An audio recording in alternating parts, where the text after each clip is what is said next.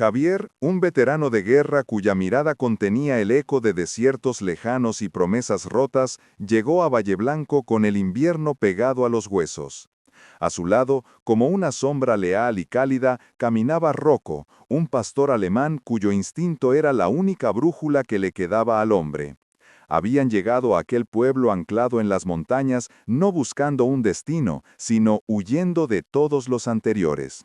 Para Javier, el honor no era una virtud, sino el último muro de contención contra el abismo de la desesperación. Aquel código, forjado en el fuego y el sacrificio, fue puesto a prueba bajo la luz pálida de una farola, cuando el hocico de Rocco desenterró de la nieve un teléfono móvil de última generación. Para un hombre que no tenía más posesión que los recuerdos que lo atormentaban, el aparato era un billete de salida, una oportunidad. Pero para un soldado cuyo juramento nunca había caducado, era una prueba de fuego para un alma helada. El camino de la redención comenzó con un solo paso, el que lo llevó a la puerta de La Posada del Caminante, una taberna rústica que exhalaba el aroma a leña y a hogar. Allí, un simple acto de honestidad al devolver el teléfono a su dueño, Mateo, un anciano de ojos cansados pero amables, le abrió las puertas a un mundo que creía perdido para siempre. Un trabajo, un techo y la calidez de una comunidad que no juzgaba su pasado, sino que valoraba su integridad presente. Sin embargo, la paz recién encontrada era tan frágil como la salud de su anciano benefactor. Sobre Valleblanco se cernía una sombra implacable, Omnia Corp, una corporación sin rostro cuyo único lenguaje era el del dinero y el poder, decidida a arrasar la posada, el corazón latente del pueblo, para erigir un complejo de lujo indiferente a la historia y a sus gentes. La lucha por la posada se convirtió en la batalla por el alma de Valleblanco, una contienda desigual que consumió las últimas fuerzas de Mateo, quien antes de morir legó a Javier no una propiedad, sino una misión sagrada. Fue en el silencio del duelo, entre el polvo y los recuerdos de su viejo amigo, donde Javier, guiado por la insistencia de Rocco, descubriría la clave de la victoria. Oculta bajo una tabla suelta, una antigua escritura de propiedad, un documento olvidado por el tiempo, revelaba una cláusula que blindaba aquella tierra como patrimonio inalienable de la comunidad.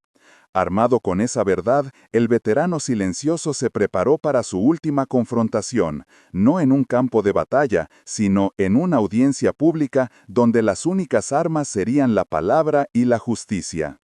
El clímax llegó en el frío salón del ayuntamiento, donde la arrogancia de los abogados de Omniacorp chocó contra la dignidad inquebrantable de un hombre que ya no luchaba por sí mismo, sino por todos los que le habían dado un hogar. La revelación del antiguo documento no solo desmanteló la codicia de la corporación, sino que unió a los vecinos de Valleblanco en una sola voz, un coro de resistencia que selló una victoria moral resonando por todo el valle. Al final, Javier, el vagabundo que llegó con el invierno, heredó la posada, convirtiéndose en su nuevo guardián.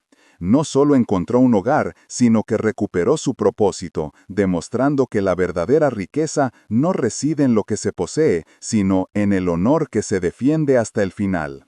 Descubre cómo un acto de honestidad puede redefinir un destino y salvar a toda una comunidad. Sigue leyendo. Las primeras semanas en Valleblanco se tejieron con la rutina del amanecer y el aroma a café recién hecho. Para Javier, un hombre acostumbrado a la disciplina férrea del cuartel y al caos impredecible del combate, la predecible sencillez de sus nuevas tareas era un bálsamo inesperado. Mateo no le había ofrecido una recompensa monetaria, sino algo infinitamente más valioso, un propósito. Un techo sobre su cabeza en la pequeña habitación de la trastienda y la dignidad del trabajo. Cada mañana, antes de que el primer rayo de sol se atreviera a escalar las cumbres nevadas que abrazaban el pueblo, Javier ya estaba en pie. El ritual era siempre el mismo, avivar las brasas del hogar de piedra hasta que las llamas danzaran con un vigor renovado, barrer los suelos de madera que crujían con el peso de un siglo de historias y asegurarse de que las mesas de roble estuvieran limpias y listas para acoger a los madrugadores. Rocco, su sombra inseparable, lo observaba todo desde un rincón, con las orejas erguidas como un centinela silencioso cuyo único deber era velar por la frágil paz de su amo. Javier sentía el calor de la posada filtrándose en sus huesos, un calor que iba más allá de la mera temperatura y que comenzaba a descongelar regiones de su alma que creía perdidas para siempre bajo el hielo del trauma y la soledad. Observaba a Mateo moverse por la cocina, sus manos, artríticas pero ágiles, preparando el guiso del día, cuyo perfume especiado se convertía en el alma misma del local. Veía en el anciano una fortaleza tranquila, una bondad sin artificios, que no exigía nada a cambio. La gente del pueblo, al principio recelosa con el forastero de mirada ausente, empezó a aceptarlo como parte del paisaje. Le saludaban con un cabeceo respetuoso, le ofrecían una sonrisa tímida y poco a poco compartían con él fragmentos de sus vidas. Javier escuchaba más de lo que hablaba, absorbiendo las pequeñas alegrías y las preocupaciones cotidianas de aquella comunidad unida por lazos invisibles pero irrompibles. Se dio cuenta de que la posada del caminante no era solo un negocio, era el corazón que bombeaba la vida de Valle Blanco. Era el lugar donde se celebraban los nacimientos, se lloraban las pérdidas, se cerraban tratos con un apretón de manos y se forjaban amistades al calor del fuego. Por primera vez en una década, Javier sintió que pertenecía a algo. Una sensación tan extraña y abrumadora que a menudo le obligaba a salir a la fría claridad del exterior, solo para asegurarse de que el mundo real, su mundo de sombras, seguía allí. Pero cada vez que volvía a entrar, el olor a leña y a hogar lo envolvía de nuevo, prometiéndole un santuario que su código de honor le impulsaba a proteger, aunque aún no supiera de qué. La tranquilidad se hizo añicos una tarde de martes. La puerta de la posada se abrió con una brusquedad que hizo girar todas las cabezas, dejando entrar una ráfaga de viento helado y a dos hombres que no pertenecían a aquel lugar. Vestían trajes oscuros y caros, tan impecables como fuera de lugar entre las paredes de piedra y madera. Sus zapatos italianos, lustrosos y delgados, parecían una ofensa sobre el rústico suelo de roble. Javier, que secaba unos vasos detrás de la barra, sintió una punzada de alerta, un eco de sus instintos de soldado. Su postura se tensó imperceptiblemente. A sus pies, Rocco levantó la cabeza y un gruñido bajo y sordo vibró en su pecho. Una sola caricia de Javier en su lomo bastó para silenciarlo, pero los ojos del perro no se apartaron de los recién llegados. Los hombres ignoraron a los parroquianos y avanzaron directamente hacia Mateo, que estaba sentado en una mesa revisando unas facturas. Su andar era el de depredadores explorando un nuevo territorio. Mateo Alonso, supongo, dijo el más alto, sin molestarse en presentarse. Su voz era tan fría y pulida como el mármol de un mausoleo. Mateo se levantó, despacio. «Soy yo. ¿Puedo ayudarles en algo, señores?» El segundo hombre, más corpulento, dejó caer una carpeta de cuero sobre la mesa con un golpe seco. «Omnia Corp. Hemos venido a presentarle una última oferta por esta propiedad». La palabra propiedad fue pronunciada con un desdén apenas disimulado. El rostro de Mateo se ensombreció. «Ya les he dicho que la posada no está en venta, ni lo estará nunca».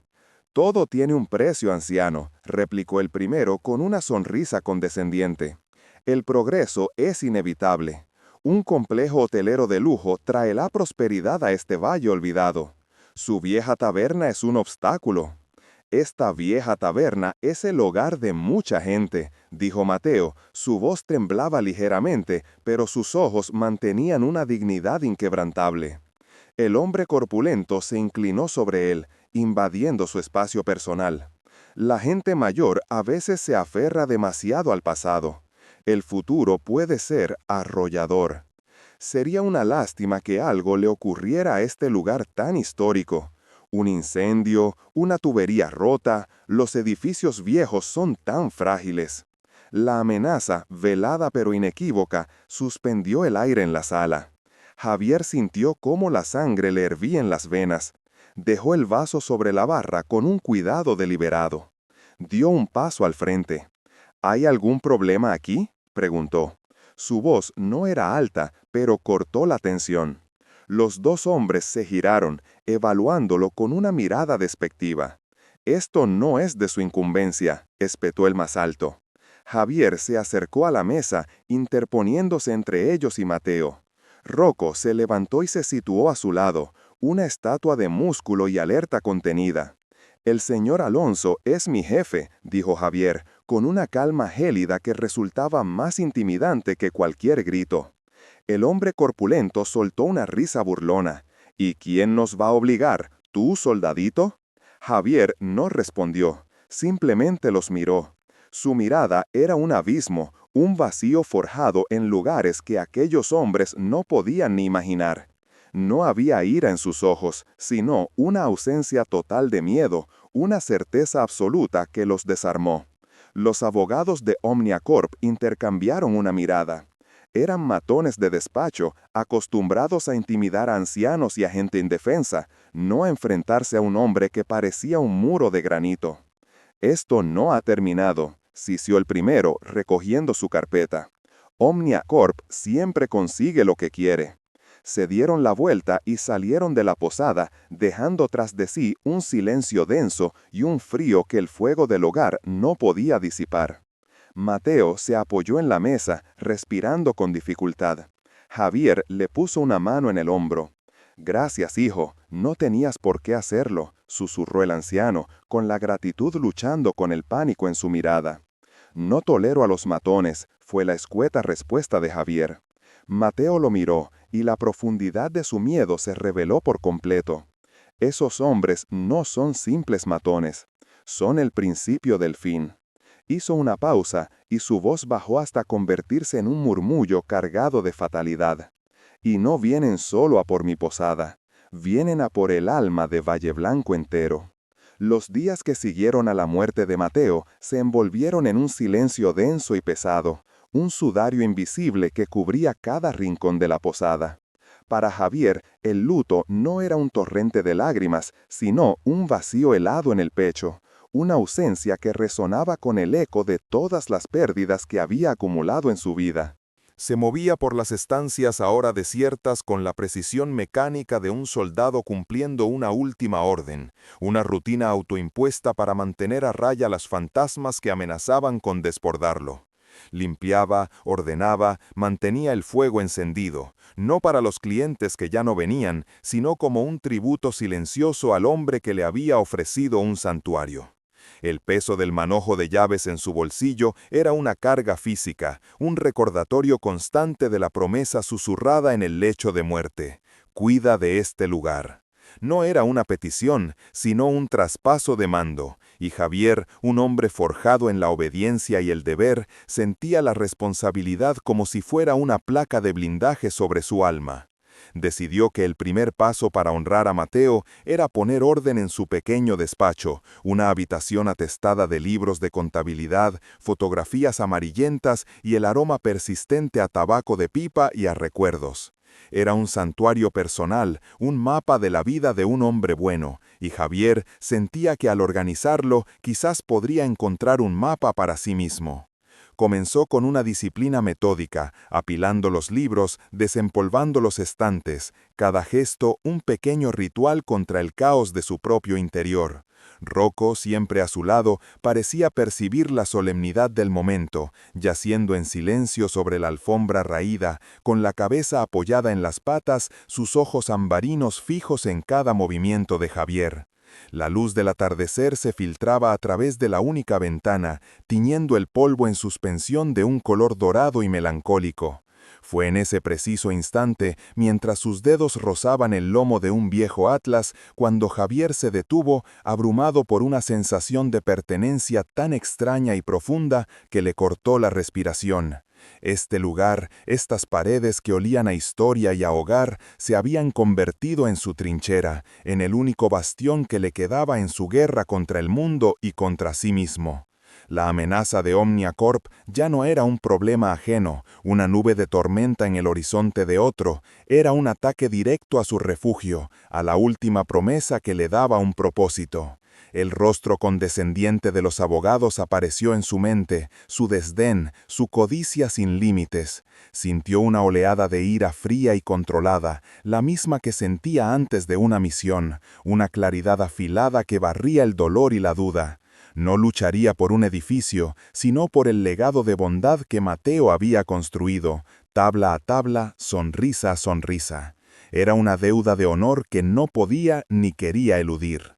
Rocco rompió el silencio solemne. Un gemido bajo, seguido de un arañazo insistente en el suelo de madera justo debajo del pesado escritorio de roble. «Para, Rocco», dijo Javier en voz baja, sin apartar la vista de una fotografía de un joven Mateo sonriendo junto a su esposa. Pero el perro no obedeció. El arañazo se volvió más frenético, sus garras repiqueteando contra la madera vieja. Había una urgencia en su comportamiento que captó la atención de Javier. Dejó la fotografía sobre el escritorio y se arrodilló junto a su compañero. Rocco lo miró, ladró una sola vez, de forma seca y significativa, y volvió a arañar el mismo punto. Javier pasó la mano por las tablas del suelo. Una de ellas se movió ligeramente bajo la presión. Estaba suelta. Usando la punta de la vieja navaja que siempre llevaba consigo, hizo palanca con cuidado. La tabla cedió con un gemido sordo, revelando un pequeño hueco oscuro debajo. El corazón de Javier comenzó a latir con más fuerza. Dentro del compartimento secreto, cubierto por una fina capa de polvo, descansaba un pequeño arcón de madera, reforzado con bisagras de hierro oxidado. Lo sacó con una reverencia inesperada. No estaba cerrado con llave. Levantó la tapa. Un intenso olor a cedro y a tiempo contenido llenó la pequeña habitación. En el interior, envuelta cuidadosamente en un paño de terciopelo granate descolorido por los años, había un fajo de papeles atados con una tinta de cuero. Lo tomó en sus manos.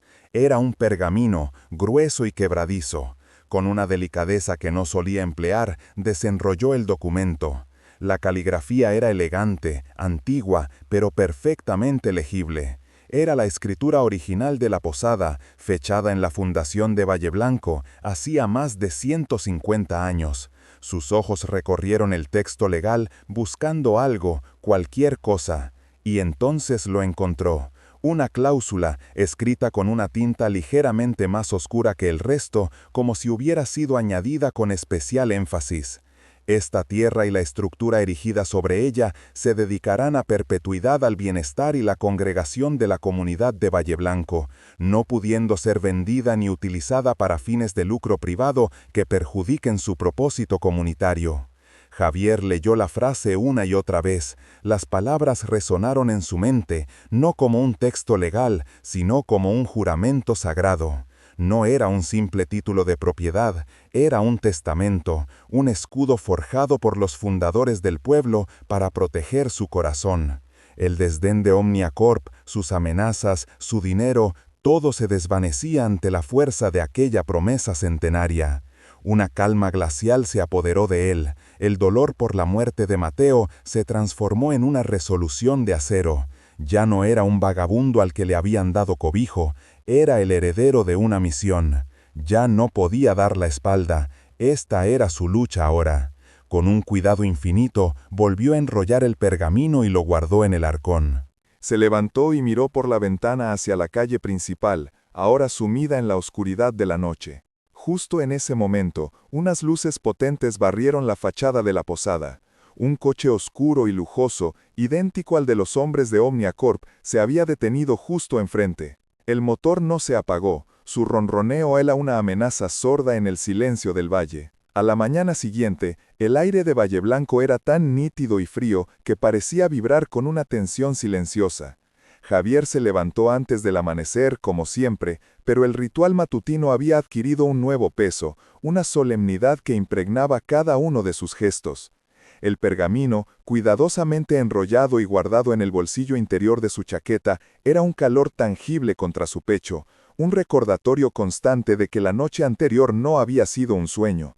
Ya no era solo el encargado de mantener vivo el fuego de la posada, ahora era el custodio de su alma. Se quedó de pie en medio del salón principal, observando cómo la primera luz del alba se filtraba a través de los gruesos cristales, dibujando largos rectángulos pálidos sobre las mesas de madera. Cada silla vacía parecía una pregunta, cada sombra un eco de las risas y conversaciones que OmniaCorp pretendía silenciar para siempre. El olor a cenizas fría y a madera vieja ya no le traía consuelo, sino un agudo sentido de urgencia. Sabía que el documento era poderoso, pero un arma no sirve de nada si no hay un ejército que la empuñe, por pequeño que sea. Y su ejército, los habitantes de Valle Blanco, estaba desmoralizado, asustado y resignado a la derrota. Había visto el miedo en sus ojos durante semanas, la forma en que bajaban la mirada cuando pasaban los cochos de la corporación, la manera en que sus conversaciones se apagaban hasta convertirse en susurros.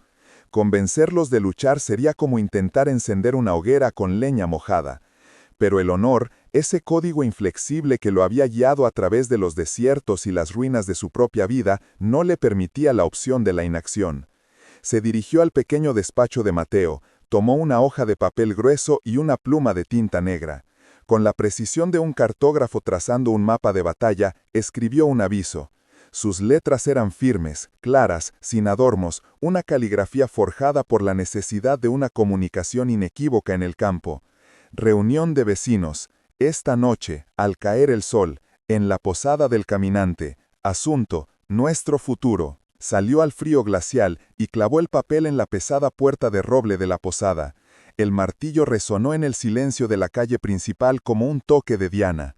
Se retiró al interior, observando desde una ventana cómo el pueblo despertaba lentamente. Vio a la panadera Elena ser la primera en detenerse a leerlo, su rostro una máscara de confusión y curiosidad. Luego, al viejo herrero, cuyas manos nudosas se apoyaron en la puerta mientras entrecerraba los ojos para leer el texto. Pronto, un pequeño grupo se formó, susurrando, señalando el papel y luego mirando hacia la posada con una mezcla de escepticismo y una diminuta, casi imperceptible chispa de esperanza. Javier los observaba a todos, sintiendo el peso de sus miradas incluso a través del cristal. No era un líder, era un soldado, entrenado para seguir órdenes, no para darlas. Pero en la quietud de aquella mañana, entendió que a veces la misión te elige a ti. Y su misión era clara, tenía que convertir su miedo en coraje, su resignación en resistencia. Rocco se acercó y apoyó la cabeza en su rodilla, emitiendo un suave gemido, como si comprendiera la magnitud de la tarea que tenían por delante. Javier le acarició la cabeza, su mirada fija en la gente del pueblo. La batalla por Valle Blanco no se libraría con armas, sino con palabras, con unidad y con la fuerza de una promesa olvidada. Y él, el forastero, el veterano silencioso, iba a ser su improbable general. Aquella noche, la posada estaba más llena que nunca. El aire, denso y cargado con el olor a ropa mojada y a miedo contenido, era casi irrespirable. La gente se agolpaba en cada rincón, sus rostros iluminados por la luz parpadeante del hogar, sus ojos fijos en Javier, que permanecía en silencio detrás de la barra. El murmullo de conversaciones nerviosas se detuvo cuando un hombre mayor, un granjero llamado Ismael, cuya cara estaba surcada por décadas de sol y preocupación, se adelantó. Su voz era áspera pero respetada en todo el valle. Javier, comenzó, su tono no era hostil, sino teñido de una profunda tristeza. Apreciamos lo que intentas hacer, apreciamos lo que hiciste por Mateo, pero esto es OmniaCorp. Son un gigante sin rostro, nosotros somos solo gente corriente, ya hemos perdido. Un murmullo de asentimiento recorrió la sala, la resignación era un veneno que había infectado a todos. Javier no respondió, salió de detrás de la barra, caminó con calma hasta el centro de la sala y con un movimiento deliberado sacó el pergamino de su chaqueta. El silencio se hizo absoluto. Con una delicadeza casi reverencial, desenrolló el antiguo documento sobre una de las mesas. «Esto no es una pelea», dijo Javier, su voz tranquila pero resonando con una autoridad que nadie le había oído antes. Con el dedo índice siguiendo la elegante caligrafía, leyó la cláusula en voz alta, despacio, permitiendo que cada palabra se asentara en el aire denso de la habitación. Esta tierra y la estructura erigida sobre ella se dedicarán a perpetuidad al bienestar y la congregación de la comunidad de Valle Blanco, no pudiendo ser vendida ni utilizada para fines de lucro privado que perjudiquen su propósito comunitario. Cuando terminó, levantó la vista. La sala estaba petrificada. Los rostros que antes mostraban derrota ahora reflejaban un asombro aturdido. Un destello de incredulidad seguido por una oleada de esperanza tan palpable que pareció calentar la estancia. ¿Qué significa eso?, preguntó Elena, la panadera, con voz temblorosa. Significa, dijo Javier, que legalmente no pueden echarnos. Significa que esta posada no es de un hombre, es de todos nosotros, y es nuestro deber protegerla. El dique de la apatía se rompió. La sala estalló en un clamor de preguntas, de exclamaciones, de energía renovada. La esperanza, una vez encendida, se propagó como el fuego. «Pero no sabemos cómo luchar contra sus abogados», gritó alguien desde el fondo. «Nos organizaremos», respondió Javier, y en ese instante el soldado tomó el mando. Se movió con una eficiencia tranquila que silenció el caos. No necesitamos gritar, necesitamos una estrategia. Cogió un gran trozo de papel de estraza y un carbón del fuego. En la pared empezó a trazar un plan de acción no muy diferente a como habría planeado una operación en el desierto. Ismael, usted conoce a todo el mundo. Organizará una cadena telefónica. Si algo pasa, toda la ciudad lo sabrá en 10 minutos. Elena, tu panadería es el primer sitio que abre. Serás nuestro puesto de observación. Informa de cualquier movimiento inusual. Necesitamos un grupo que prepare testimonios para la audiencia, que hable del corazón, de lo que este lugar significa para sus familias. Asignó tareas con una claridad y una lógica que inspiraban confianza. No había pánico en su voz, solo una determinación de acero. Estaba transformando a una multitud asustada en una unidad cohesionada. Ismael, el granjero que había declarado la batalla perdida, se cuadró ligeramente, como un viejo soldado que responde a la llamada. «Dime qué necesitas, hijo, lo haremos». Mientras la reunión se disolvía, la gente no se marchaba a hurtadillas como habían llegado, sino en grupos, hablando en voz alta, con los hombros más rectos y una luz de desafío en sus ojos. Javier se quedó solo en el silencio de la posada, con Rocco a sus pies. Sintió el peso del liderazgo, no como una carga, sino como un ancla. Por primera vez desde que se quitó el uniforme, tenía una unidad que proteger, tenía un propósito. Justo cuando una sensación de calma se apoderaba de él, la puerta se abrió de golpe. Una de las jóvenes del pueblo, Ana, entró corriendo, sin aliento, con un sobre oficial en la mano. «Lo acaban de pegar en la puerta del ayuntamiento», dijo, con la voz temblorosa por la urgencia. Omnia Corp han solicitado una audiencia pública final y vinculante. Es en 2 días. Quieren aplastarnos de una vez por todas. El salón de plenos del ayuntamiento de Valle Blanco era un lugar diseñado para empequeñecer al hombre corriente. Los techos altos, de los que colgaba una pesada lámpara de hierro forjado, parecían absorber las palabras y las esperanzas de quienes se presentaban ante el estrado de roble oscuro donde se sentaba el consejo municipal. El aire era gélido, impregnado de un olor a cera de suelo y a derrota anticipada. Javier sentía el frío no en la piel, sino en la médula de los huesos, un frío que le resultaba familiar, el mismo que precede a una emboscada o a una tormenta de arena en mitad del desierto. Estaba sentado en la primera fila, con Rocco echado a sus pies, una isla de calor y calma en un océano de ansiedad. El perro no se movía, pero su cuerpo estaba tenso, sus orejas captando cada susurro, cada carraspeo nervioso de los vecinos que llenaban los bancos de madera detrás de ellos. Javier observaba a su gente, a su unidad. Vio el rostro pálido de Elena, la panadera, cuyas manos retorcían un pañuelo en su regazo. Vio la mandíbula apretada de Ismael, el granjero, cuya mirada desafiante no lograba ocultar el temblor de sus labios. Eran buenos soldados, pero estaban a punto de enfrentarse a un enemigo cuyo armamento era invisible y letal, la ley, retorcida y afilada por el dinero. Al otro lado del pasillo, en un marcado contraste, se sentaban los abogados de OmniaCorp.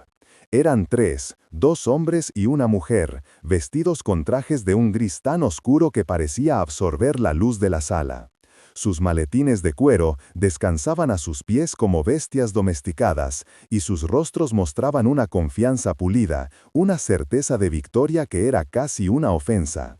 Repasaban sus documentos con movimientos precisos y económicos, ignorando por completo a la gente del pueblo, como si fueran parte del mobiliario, un obstáculo irrelevante en su camino hacia el progreso y el beneficio. Javier centró su atención en el abogado principal, el mismo hombre alto y condescendiente que los había amenazado en la posada. Su nombre, según la placa sobre la mesa, era Ricardo Vargas. Hablaba en voz baja con sus colegas, y aunque Javier no podía oír sus palabras, podía leer la arrogancia en la curva de sus labios, en el brillo depredador de sus ojos.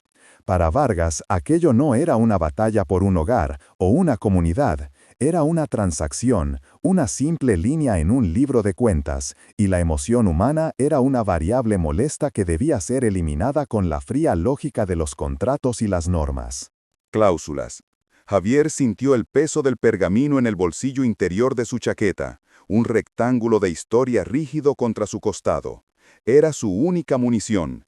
En aquel salón solemne no contaban su fuerza física ni su entrenamiento militar, solo contaba la verdad, y rezó en silencio para que, en este campo de batalla, la verdad fuera suficiente. Ricardo Vargas se levantó. Su movimiento fue fluido, ensayado. Se dirigió al consejo con una sonrisa que no llegaba a sus ojos. Señoras y señores del consejo, ciudadanos de Valle Blanco, comenzó, su voz resonando en el silencio. Estamos aquí para hablar de futuro, de prosperidad. OmniaCorp no viene a destruir, sino a construir. Nuestro proyecto traerá empleo, turismo y una nueva era de crecimiento a este valle. Su presentación fue un torrente de gráficos deslumbrantes, proyecciones económicas y promesas vacías. Habló de la posada como una estructura ruinosa, un obstáculo para la modernización. Descartó el apego de la comunidad como un mero sentimentalismo improductivo. Cada palabra era un golpe calculado, diseñado para hacer que los vecinos se sintieran pequeños, anticuados, egoístas por interponerse en el camino del inevitable progreso. Javier vio cómo los hombros de Ismael se hundían un poco más, cómo la última chispa de lucha se desvanecía en los ojos de Elena. Los miembros del consejo asentían, hipnotizados por las cifras millonarias y el lenguaje corporativo. Legalmente, concluyó Vargas con un gesto triunfal, nuestra posición es inexpugnable. Poseemos todos los permisos, hemos hecho una oferta generosa. La ley de expropiación por utilidad pública ampara nuestro derecho. Francamente, esta audiencia es una mera formalidad.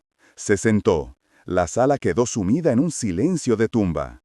La derrota era un sabor amargo en la boca de todos. El alcalde, un hombre de rostro cansado, miró a la bancada del pueblo. ¿Tiene alguien algo que añadir en defensa de la posada? Nadie se movió. La esperanza se había extinguido. Entonces Javier se puso en pie. No dijo nada. El simple acto de levantarse atrajo todas las miradas. Con Rocco pegado a su talón, caminó con paso lento pero firme hacia la mesa del consejo. No había ira en su rostro, solo una calma profunda, la calma de un hombre que conoce su misión. Los abogados de OmniaCorp lo miraron con una mezcla de irritación y diversión. Javier no se dirigió a ellos, se dirigió al alcalde. Con un movimiento cuidadoso, sacó el pergamino de su chaqueta y lo extendió sobre la mesa de roble. El contraste entre el papel antiguo, amarillento y quebradizo, y los brillantes informes de OmniaCorp era absoluto. El silencio se hizo más profundo, cargado de expectación. Esto, dijo Javier, su voz clara y firme, sin un ápice de duda, es una promesa. Sus ojos se encontraron con los de Vargas y por primera vez vio una fisura en la armadura de arrogancia del abogado. Este es el título de propiedad original de la Posada del Caminante, firmado por los fundadores de Valle Blanco. Hizo una pausa, permitiendo que el peso de la historia llenara la sala. Luego, con el dedo índice siguiendo la caligrafía centenaria, leyó la cláusula en voz alta. Esta tierra y la estructura erigida sobre ella se dedicarán a perpetuidad al bienestar y la congregación de la comunidad de Valle Blanco, no pudiendo ser vendida ni utilizada para fines de lucro privado que perjudiquen su propósito comunitario. Cada palabra cayó como un martillo sobre un yunque. La lógica fría y depredadora de Omnia Corp se hizo añicos contra la verdad inmutable de un juramento sagrado. La codicia de la corporación quedó expuesta, desnuda y vergonzosa, ante todo el pueblo. El rostro de Ricardo Vargas palideció. Sus colegas susurraban frenéticamente, revisando sus propios papeles, buscando una escapatoria que no existía. Habían basado todo su caso en la propiedad privada, sin saber que se enfrentaban a un patrimonio sagrado. El alcalde tomó el pergamino con manos temblorosas, leyéndolo para sí mismo. Levantó la vista y su mirada ya no era la de un burócrata cansado, sino la de un custodio de la voluntad de su pueblo. Miró a los otros miembros del consejo. No necesitaron palabras, un simple cabeceo fue suficiente. El alcalde anunció, su voz resonando con una nueva autoridad. La solicitud de Omnia Corp queda rechazada. La posada es y seguirá siendo patrimonio de la comunidad de Valle Blanco. Por un instante nadie reaccionó. El pueblo entero contuvo la respiración incrédulo. Luego, desde el fondo de la sala, sonó una sola palmada. Fue Elena. A ella se unió Ismael.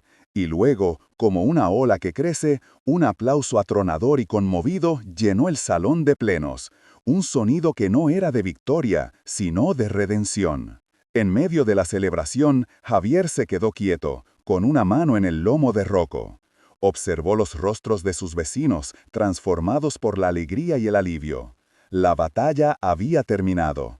Pero mientras el aplauso se desvanecía en su mente, comprendió que su verdadera misión acababa de comenzar. Semanas después, el eco de la victoria en el ayuntamiento se había sentado en Valle Blanco como una capa de nieve fresca y limpia, cubriendo los viejos temores y permitiendo que la vida brotara de nuevo con una fuerza renovada. Para Javier, los días dejaron de ser una sucesión de amaneceres grises y se convirtieron en un tapiz de pequeñas responsabilidades y recompensas silenciosas. La lectura del testamento de Mateo había sido una mera formalidad, una confirmación pública de lo que todos en el pueblo ya sentían como una verdad inmutable. La posada, su corazón y su alma le pertenecía ahora a su Salvador. El veterano que había llegado buscando un simple refugio del frío se encontró de pronto anclado, con unas raíces que no había plantado, pero que sentía crecer en lo más profundo de su ser. Al principio, la carga le parecía abrumadora.